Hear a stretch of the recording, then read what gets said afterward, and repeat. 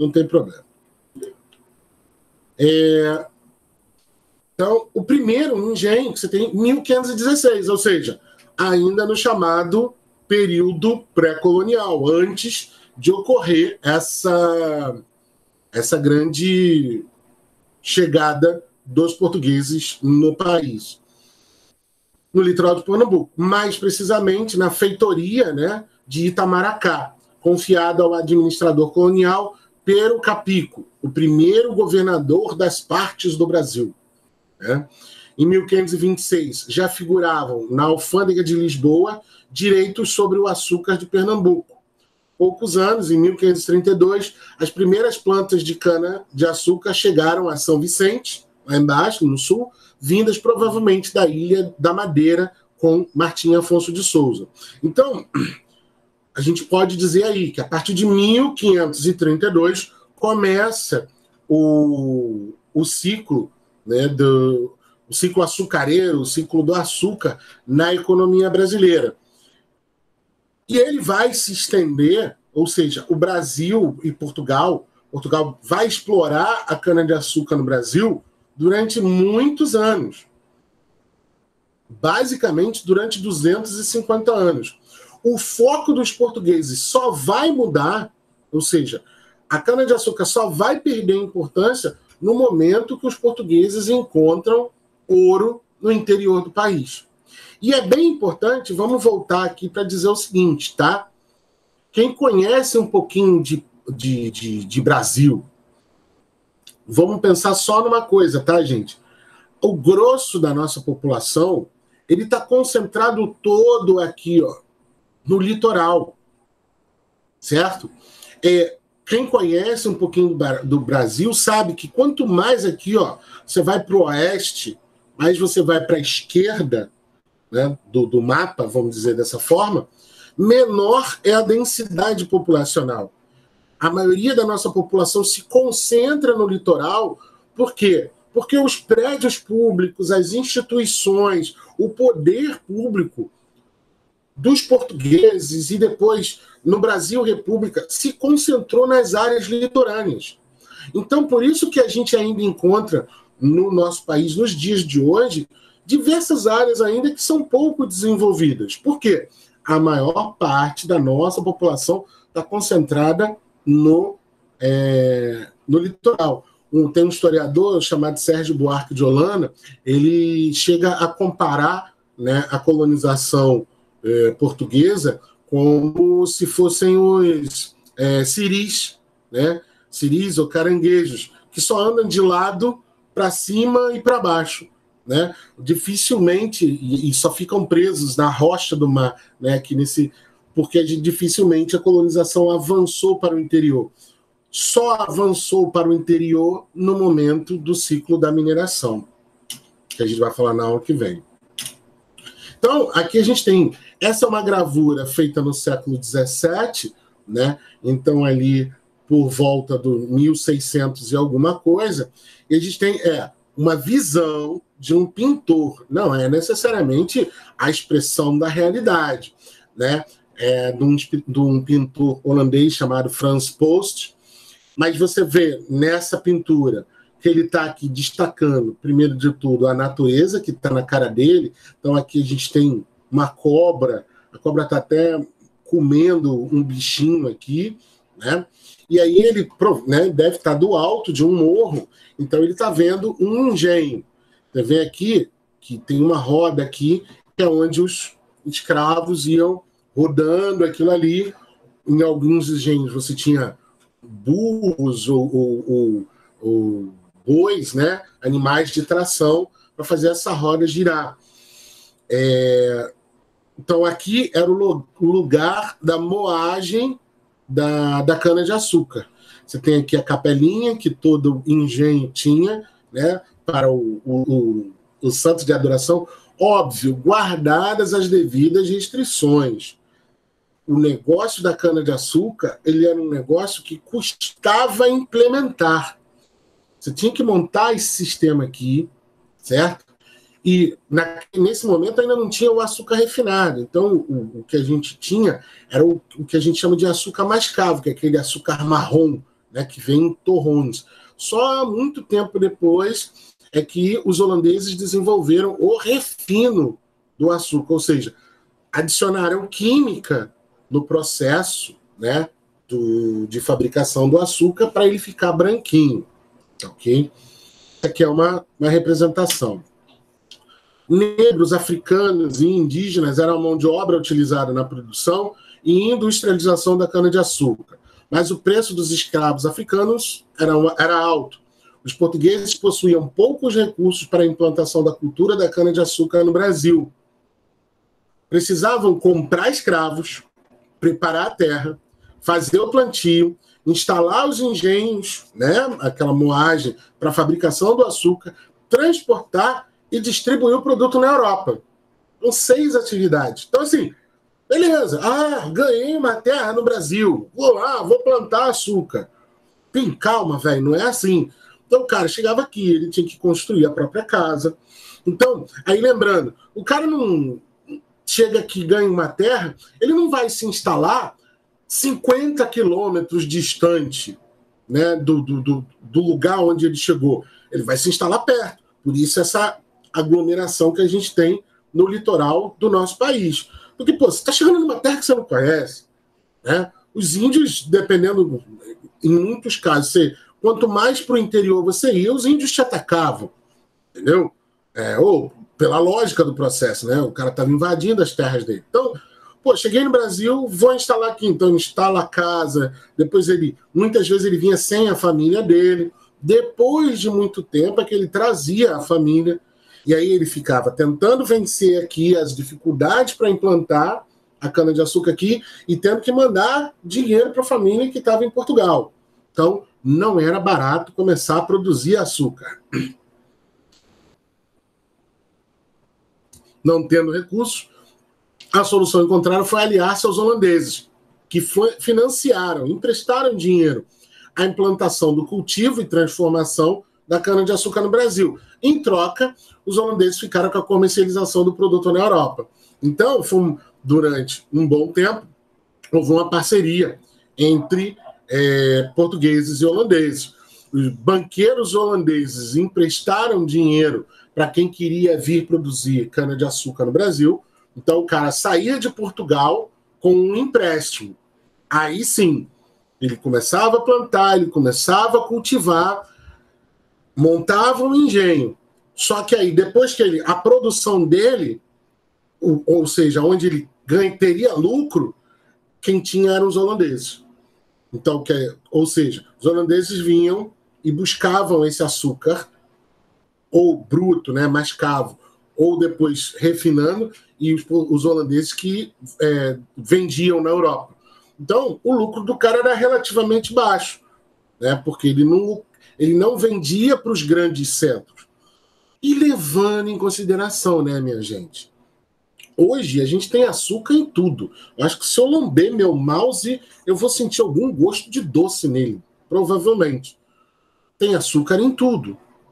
500 anos atrás, o mínimo de açúcar que você precisa, né? Eu mesmo só tomo diariamente açúcar no café. Mas hoje a gente tem receita de bolo, de pão, de doce, etc. Ao longo do tempo, foi só quando o açúcar começou a ser amplamente comercializado é que, por exemplo, foram começar a surgir receitas com açúcar, né? Foram começar a existir doces. Então, os doces, eles são relativamente novos. O máximo que se tinha antigamente, você conseguia, né, adoçar alguma coisa com mel de abelha e por aí vai. Com o propósito português da produção de riquezas, né, o dever da colônia era produzir o máximo pelo menor custo possível. O máximo de cana com o menor custo possível. Nas sesmarias, que eram grandes quantidades de terras, latifúndios, distribuídos pelos donatários e governadores gerais aos colonos, ou seja, colono é quem vem de Portugal para cá para colonizar, ocupar a terra. É que se desenvolveu o processo da cana-de-açúcar. Surgiram, então, os grandes engenhos baseados na monocultura, ou seja, na produção de um único, né, cultura, produção, na produção de um único item, a cana-de-açúcar. e na mão de obra escrava. Outros produtos, como o milho, o feijão e a mandioca, só eram produzidos para a subsistência dos moradores da Sesmaria. Então, se a gente pudesse pegar tipo, um grande quadrado, né, uma fazenda, e dividir, mais da metade dessa terra era destinada à plantação, ao cultivo da cana-de-açúcar.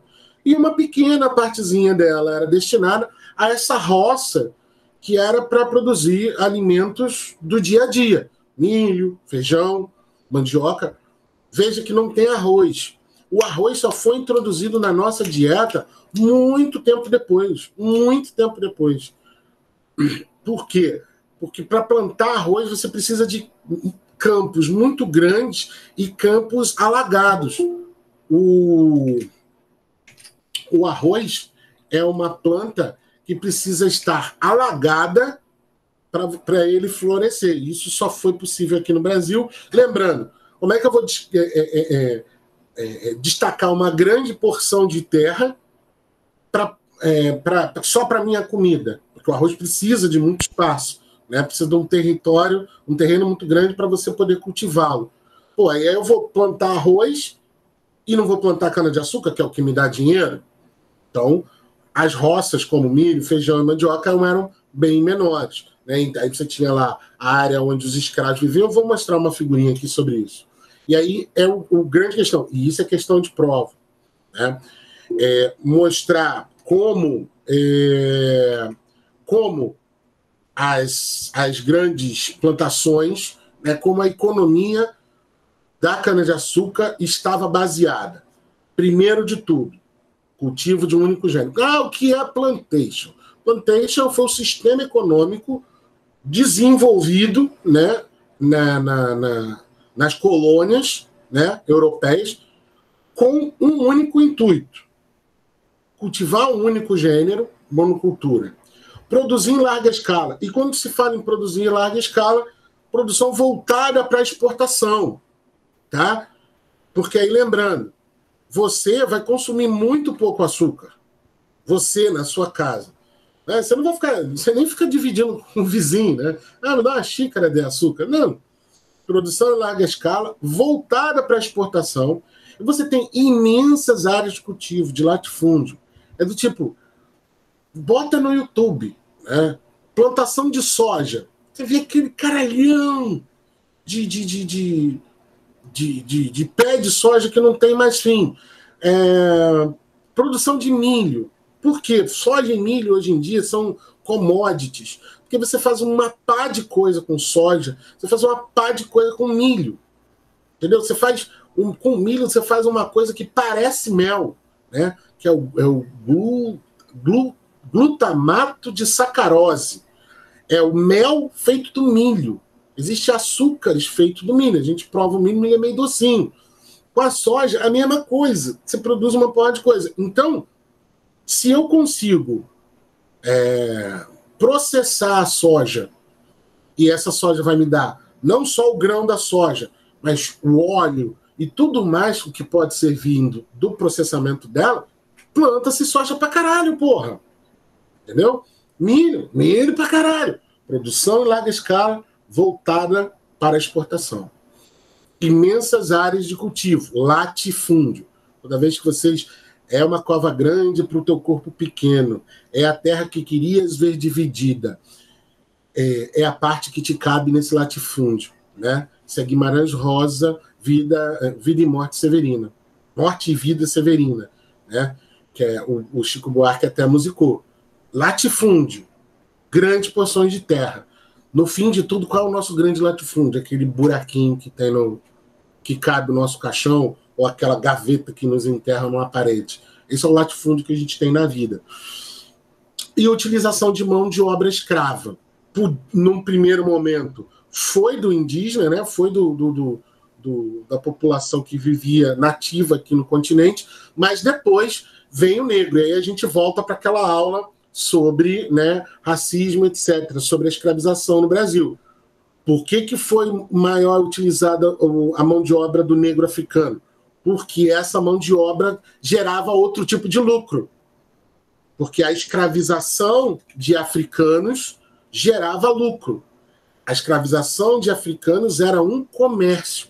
Não tinha nada a ver com porque eles eram ruins, não sei o que, não sei o que lá. Era só comércio, só business, né?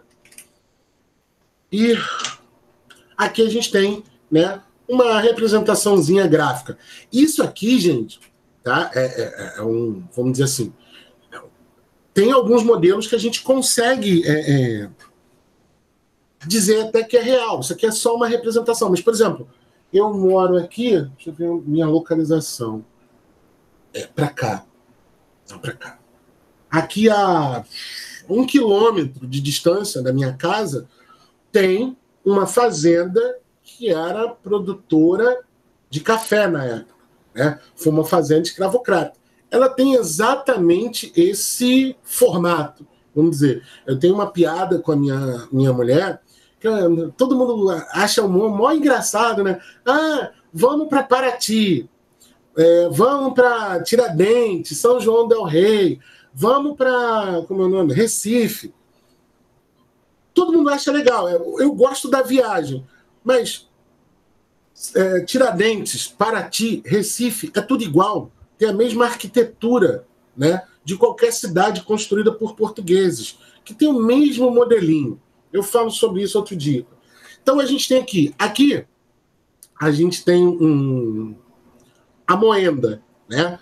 Grandes engenhos que podiam se estabelecer. Então, por exemplo, se você pegar o mapa de Pernambuco, você vai, né, notar que Pernambuco é cortada por 2 rios. Eu não vou lembrar o nome do segundo, mas um eu sei que é o Capibaribe. Então, esse aqui é um engenho grande, porque ele tem aqui, esse moinho movido com a água do rio. Então, ele não precisava empregar os animais, nem os escravos, na moagem.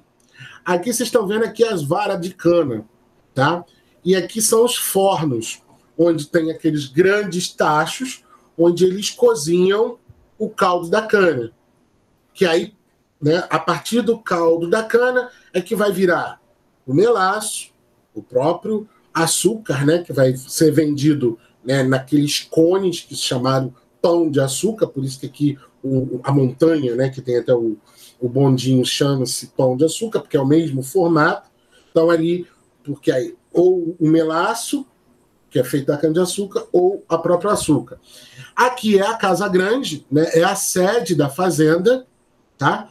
A capelinha, não era obrigada a ter uma capelinha, mas essa capelinha era do santo de devoção aqui do dono, do senhor de engenho. Isso aqui é a senzala, onde os negros viviam, né, os escravos viviam. Aí você tem aqui a plantação de cana-de-açúcar, e aí vê que mesmo que numa pequena proporção do que a gente está lidando aqui, é muita coisa, tá? Imagina que isso aqui pudesse ocupar, né, também essa vista que a gente está tendo aqui. É muita cana-de-açúcar. Então você tem, né, mãos negras colhendo aqui a cana-de-açúcar, que vai virar, né, um pó branco para ser moído aqui. O que está aqui, o número 12, isso aqui é o terreiro, é o ilê. É onde os escravos cultuam os seus deuses dentro do sincretismo, né? Isso é um papo longo que eu não vou nem entrar, mas você tem aqui o terreiro dos escravos. E aqui, bem menor, é a roça de tudo isso aqui. É onde vai plantar lá a mandioca, o feijão, o milho, os produtos necessários para a subsistência dessa máquina, né, que é o engenho de cana-de-açúcar, certo? Todos eram assim, Bruno? Em maior ou em menor escala, é ideal que ele tivesse isso. A casa grande, né, o centro da propriedade, o engenho, que é aqui que tem a moagem e os fornos, para o processamento do cana-de-açúcar, a senzala. Isso tinha que ter. Senão, né, não tinha razão de existir. E a rocinha, né, para subsistência. Depois de um tempo, foi ficando desnecessário ter essa rocinha, porque começou-se a organizar um comércio desses produtos, o que viria muito tempo depois se tornar aqueles armazéns que a gente chama de armazéns de secos e molhados, né? Esses comerciantes vão começar a pegar a produção de algumas fazendas e comercializar, liberando terras, né, para mais cultivo, no caso aqui da cana-de-açúcar. Yes. E aí, encerramos por aqui. Dúvidas, perguntas, algum comentário? Fala, Marquinhos, tudo bom? Pessoal, a aula passou muito rápido. Como é que é? A aula passou muito rápido. Isso é bom ou ruim? Não, isso é bom, porque, sei lá, nem olhei o horário, mas eu entendi tudo. Não, ótimo, ótimo. Veja, como eu disse, essa aula hoje é do ciclo do café. Porque, gente, a gente tem que ter essa concepção também, né? A gente foi acostumado a estudar a história com essa linearidade, né? Como um evento ocorrendo atrás do outro sucessivamente. E o que é pior, em alguns casos, essa linha é uma linha ascendente, como que dissesse para a gente que cada evento foi acontecendo e levando a gente para uma determinada evolução. Não. A gente aqui, como eu disse, a gente está falando do ciclo do açúcar. Então, esse ciclo do açúcar, ele está muito baixo, Marinho. A gente está, o ciclo do açúcar. Eu posso dizer que ele... Está me ouvindo agora? Agora sim. De tal época, né, de tal data, óbvio que não. Porque, veja, ele teve maior importância até o momento em que começou-se a explorar o ouro. Certo?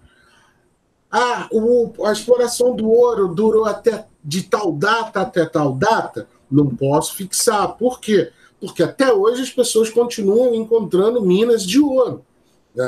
Na década de 80, aqui no país, houve uma grande corrida de ouro quando se descobriu o garimpo chamado Serra Pelada, que foi no norte do país. Então, houve um grande afluxo de pessoas. Então, quer dizer, no momento em que teve grande procura sobre isso, a mesma coisa do café, o ciclo do café. Ele terminou? Não. Continua se produzindo cana-de-açúcar, continua se minerando, continua se produzindo café nos nossos dias. Ele só não tem mais uma grande importância. Pode-se chegar um momento que os historiadores do futuro vão dizer, por exemplo, que a gente viveu num determinado tempo, o ciclo da soja, que eu mencionei aqui na aula, né? Hoje, a soja que a gente produz, como eu disse, ela é processada e ela vira um monte de coisas. Não só o grão da soja, mas ela é processada e vira diversos produtos alimentícios e, em alguns casos, nem tanto. Entendeu? A mesma coisa do milho. Então a gente está no ciclo do milho. Não, é porque se produz muito. A gente hoje tem um aperfeiçoamento do processamento dos alimentos. Então o alimento não é só aquilo lá, o milho não é só uma espiga, você come ali os grãozinhos dele. Esses grãozinhos são retirados da espiga e são colocados dentro de uma lata, por exemplo, o milho em conserva. Esse milho vira uma farinha, né? Ele é moído, então vira o fubá, e aí tem o fubá mimoso, o fubá flocado, entendeu? O processamento de alimentos. Então, quando a gente fala nos ciclos econômicos do Brasil, não quer dizer, a gente não pode fixar uma data, a gente consegue entender que eles existiram num dado momento, e tudo que a gente fala de economia, tá, gente? No entorno disso, a gente vai ter a cultura das pessoas, o modo de ser das pessoas, vive essa realidade. Como eu disse, um senhor de engenho, que tem aquela grande propriedade ali, aquilo é um mundo que as pessoas conhecem. Óbvio que ele visita outras fazendas, outros proprietários de fazenda vêm visitá-lo, mas as pessoas estavam circunscritas àquilo ali, a viver da cana-de-açúcar. O escravo, ele passava todo o santo dia produzindo, plantando açúcar. A vida dele foi essa. E, ocasionalmente, quando ele conseguia meter o pé, ele fugia. Então, a vida das pessoas era direcionada para isso. Por exemplo, tem aqui no Rio de Janeiro, em muitos lugares devem ter os passeios, né, por essas fazendas, né, históricas que produziam, etc. Fala, Marinho. Tô coçando aqui, mané. O quê? E aí, galera, beleza? Professor. Você tocou, beleza? Vê se você lembra dessa foto. Vocês conseguem ver. Peraí que não está aparecendo. Ah, tá. O Isma. Estão vendo aí? Morro Azul. É o que? Uma paisagem? Isso. Ah, Esse cara aí me ajudou a fazer isso aqui, ó. É o livro dele. Isso aí. Explica isso aí para Então, eles viajarem. Eu não estou me exibindo, não. Isso aqui é para mostrar o seguinte. Tem duas coisas aí que o Bruno falou. Isso aqui, deixa eu ver. Tem uma área de floresta. Quem tirou essa foto foi o Bruno, inclusive. Ele quase morreu. A gente subiu esse mirante aí quase morto, né? E lá embaixo a gente teve que tomar alguns polivitamínicos. Mas, assim, vocês estão vendo de uma lateral uma floresta densa, uma mata atlântica. Beleza? Do outro lado, mais para frente, lá, mais longe, me corrija se eu estiver errado, Bruno, se não fizer sentido a sua aula. Mais para frente ali é o que chama de lençol de montanhas. Né? Esse lençol de montanhas também era floresta. Então, um dos resquícios do ciclo da cana-de-açúcar, primeiro foi o café, né? Se não me engano, depois a cana-de-açúcar, depois o café. Depois o café, foi o gado. Então, foi desmatar tudo para poder virar pasto. E até hoje virou pasto. Esse aí é um instituto zoobotânico, que eu fiz a parte da pesquisa do meu livro, que o Bruno me ajudou com algumas coisas. E assim, foi numa região no Rio de Janeiro, onde o ciclo do café e da cana fez muito presente. No caso, nessa região aí, foi mais café do que cana. Foi mais café do que cana. Aí tem uma outra coisa que eu queria mostrar, se me permite. Eu vou tentar fazer aqui, Bruno, que eu fiz aquele dia. Posso jogar a imagem para você? Vai, joga aí. Você botou o que aqui no Deixa eu ver se eu consigo. Eu acho que você consegue apresentar aí, se tiver no seu computador. Bruno falou sobre fazendas, né, no ciclo do café. Vocês estão vendo aí? Peraí, vai mostrar. Ah, isso aí. Boa. Dá um zoom. Tu consegue dar mais um zoom? Essa fazenda aí é mais A gente consegue dar zoom também. Dá zoom então, galera. Essa fazenda aí... Aí, tá bom. Ela tá meio de lado. Foi umas fotos melhorzinhas que eu consegui. Essa fazenda é mais ou menos aquele modelo de fazenda que o Bruno mostrou. Tá? Deixa eu trocar uma outra aqui. Tem essa foto, mais ou menos nos dias atuais. Como é que eu troco? Tem que sair... Fecha. Se você já tiver o arquivo, só abre o arquivo.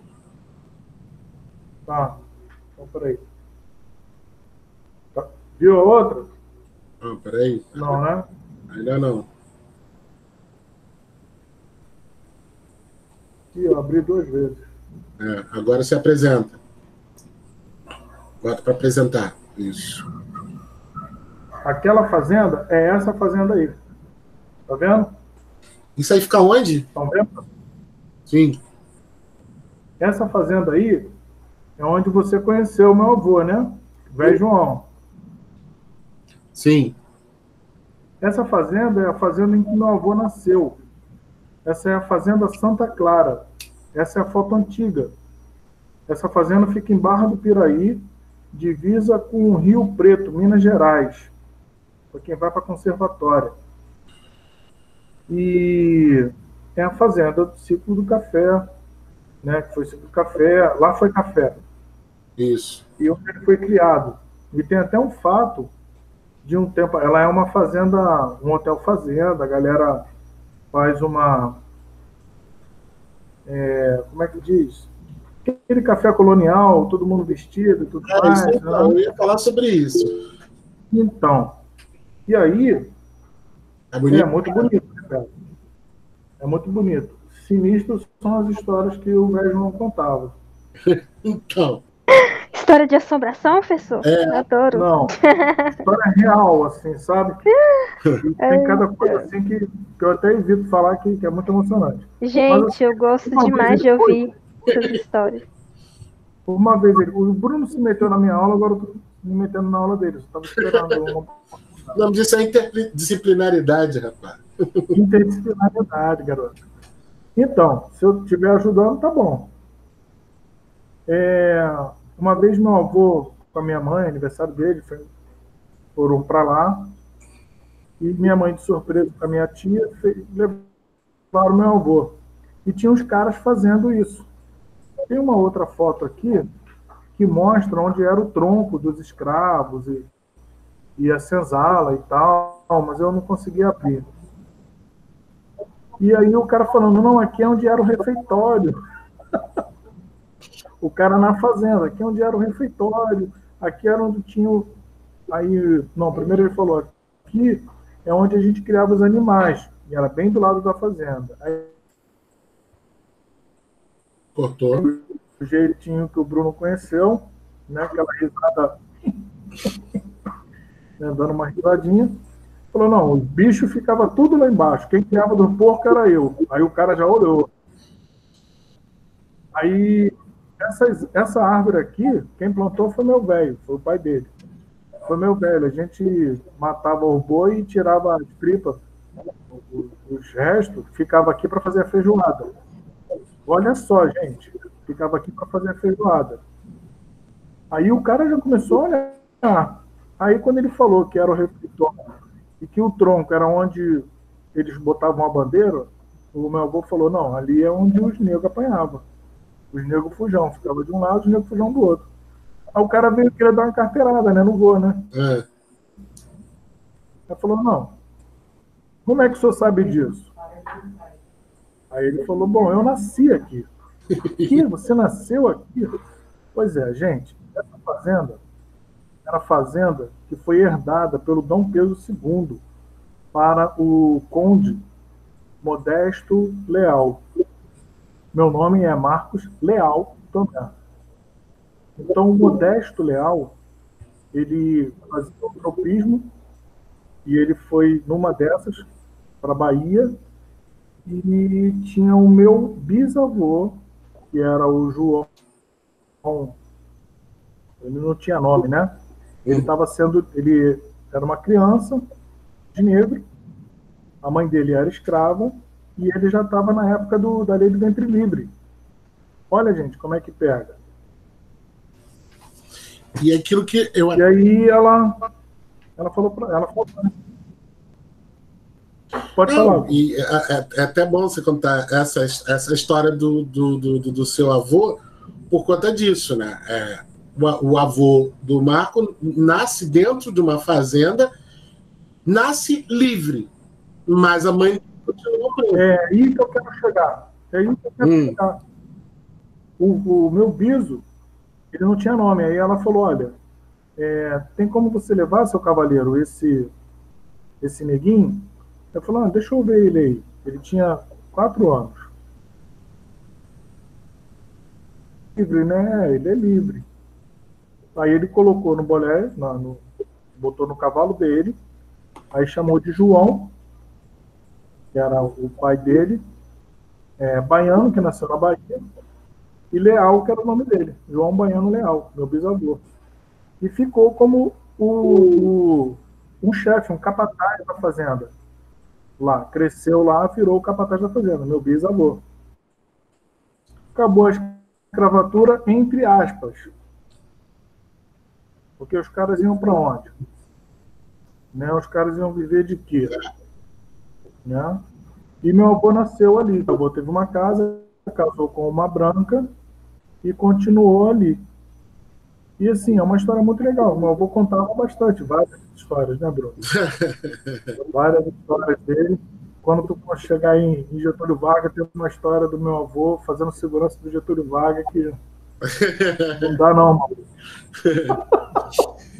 Então, Não dá não.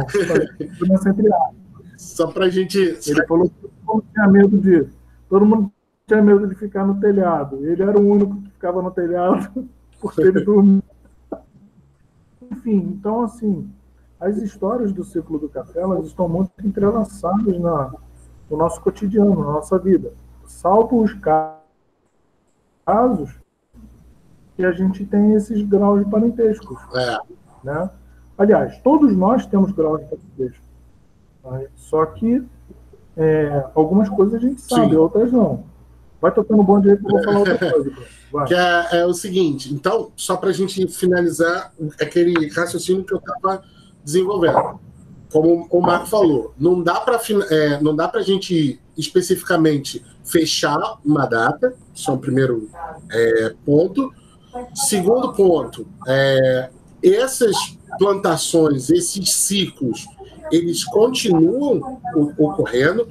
E um resquício que eu falei lá no início da aula, que a gente hoje tem diversas famílias que continuam, vamos dizer assim,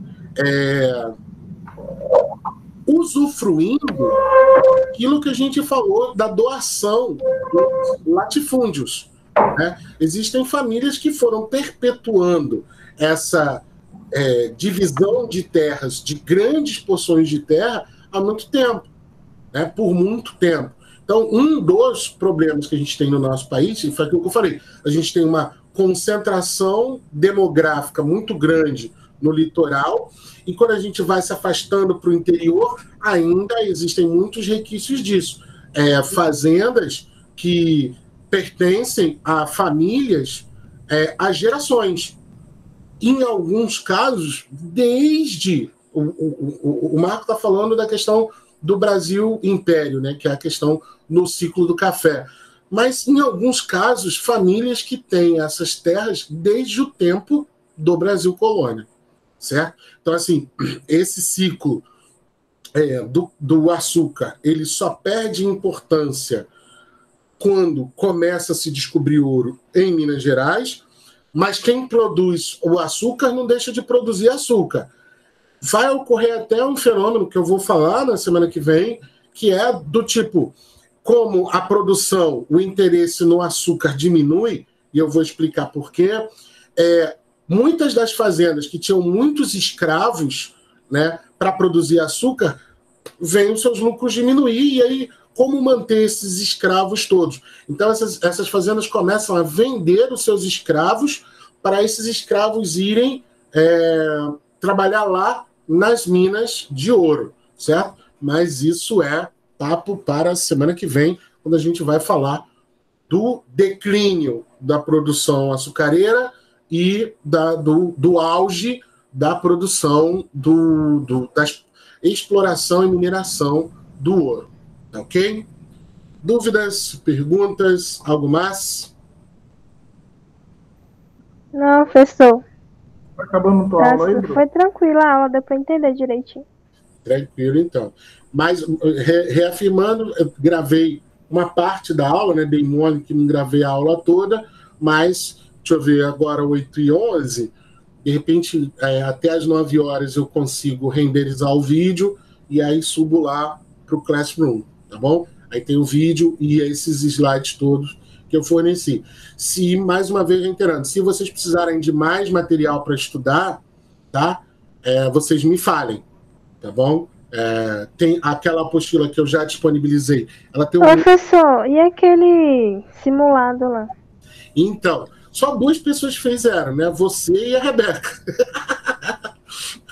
Só vocês 2 fizeram. Eu vou dar o resultado para vocês. Eu esqueci mesmo. Já está até corrigido, só esqueci. Para dar a pontuação mais ou menos de quanto vocês tiraram, tá bom? Beleza. Quer falar Sim, professor Marcos Tomé. Continue.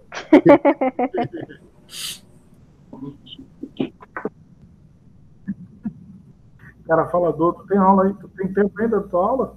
Ué, mas não tem mais aula? Por mim você pode falar. Peraí, só um instantinho, gente. Eu vou deixar aqui, mas eu vou ali no banheiro, que eu preciso ir ao banheiro. Só um instante. Não, eu ia fazer pergunta pra turma, né? Ele foi mandar um barro. Sim, professor, não tinha história de terror lá, não? Queria fazer uma pergunta. Umas histórias meio... Quando seu avô não contava nada sobrenatural, não. Eu sou cabulada com essas coisas. Eu adorava essas histórias assim, antigas. Não contava, não. Contava, mas era de outro aspecto. Mas ele já era adulto já. Em outras situações. Mas achei legal passar isso, que o Bruno falou, porque tá lá até hoje, né, a fazenda, né? Quando ele falou de lugares e tal, então a fazenda tá lá até hoje. E o máximo de preservada possível. Tem outros lugares também onde tem. Lá no É Rio, muito grande, né? pelo Nordeste. Parece ser muito grande lá. Essa foto que eu coloquei aqui, que o Bruno tirou no dia, a gente quase morreu para subir ali, um lugar bem alto para poder tirar essa foto, para colocar no livro, é onde dá para ver exatamente isso. Eu abordo pouca coisa, o livro é de outra coisa, mas abordo exatamente essa interferência. O livro é sobre o quê?